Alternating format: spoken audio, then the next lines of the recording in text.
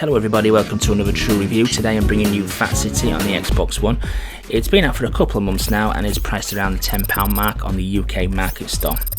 It's a bank heist planning game. You play as Knox, who's leader of a gang. He's been reluctantly dragged into the bank robbing business because his sister, who was formerly in the business, has been held hostage by her previous gang, and the gang is threatening to do harm to her if Chris doesn't complete jobs for her. So he's reluctantly drawn into it. Now it starts off quite simple. You just play as Chris himself and you have to get to the bank and get to the safe house in the most optimal route possible, avoiding cops that go along set patrol routes. So it starts off relatively simple. It does get more complicated as special abilities get added into it and more obstacles such as one-way gates and things such as that, and alarm buildings.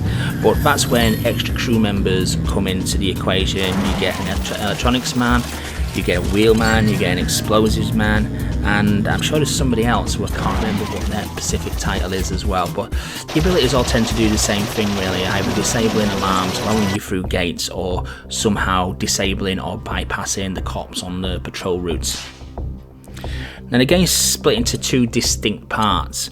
You've got your planning part, which to be honest is probably the main crux of the game, where you have to put your way around the map space by space, switching between your crew members when they're available and planning their route also.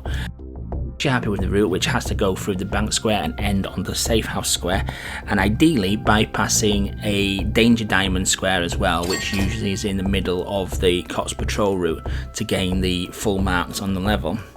Once you're happy with that, you press the A button to initiate the heist and you will see the heist play out how you've planned it.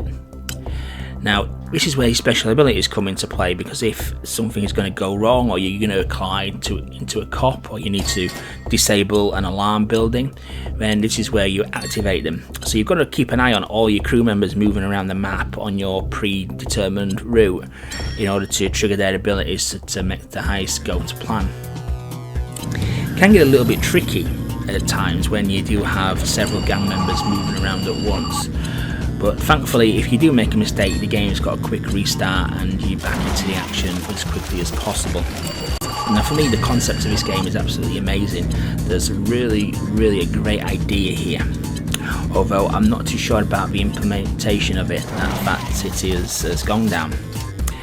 I think the main thing is it's just been simplified a little bit too much due to the amount of gadgets that you can get.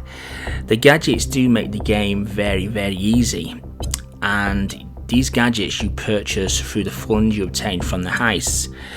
Now the amount of money the game throws at you, usually by the end of area 2, which is about say 20 or so levels into the game, you've rich with cash. You've got over 100,000. I think I actually had over 200,000 worth of cash.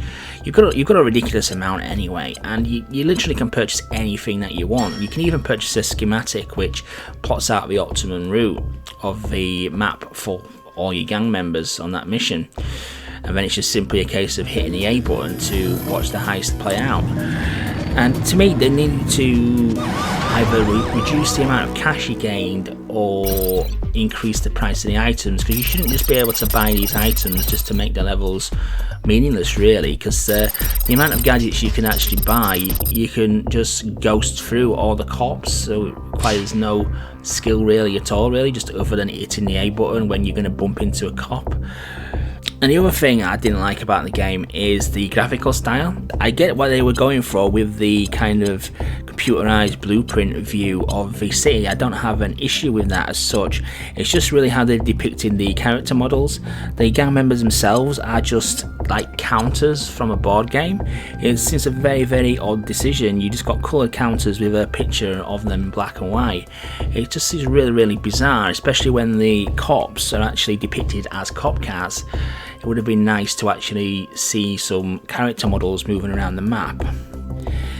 For me, just like these two elements just don't gel together with the style of the counters and the pieces and the actual board.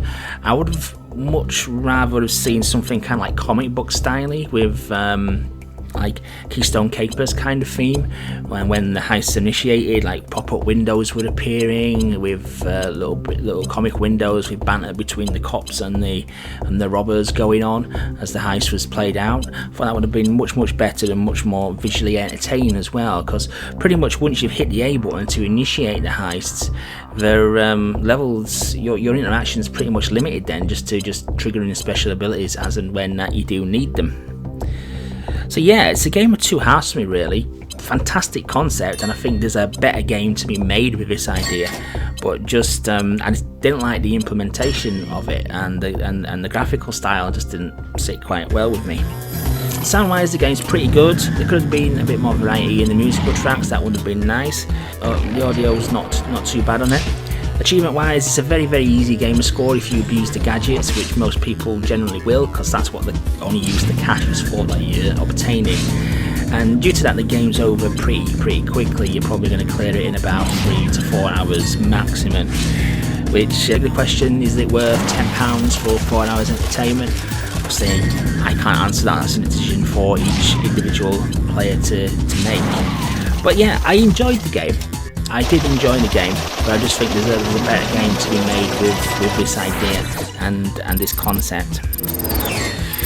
So yeah, the Fat City, I'm going to give 6 out of 10. Like I say, did enjoy it, but I think there's definitely a better game to be made from this idea. So I hope you enjoyed that review, guys. Please remember to like, comment and subscribe, and if you do, would you follow me on my various social media pages? It does really help me build the channel. So thanks for watching everybody, and I will catch you on the next review.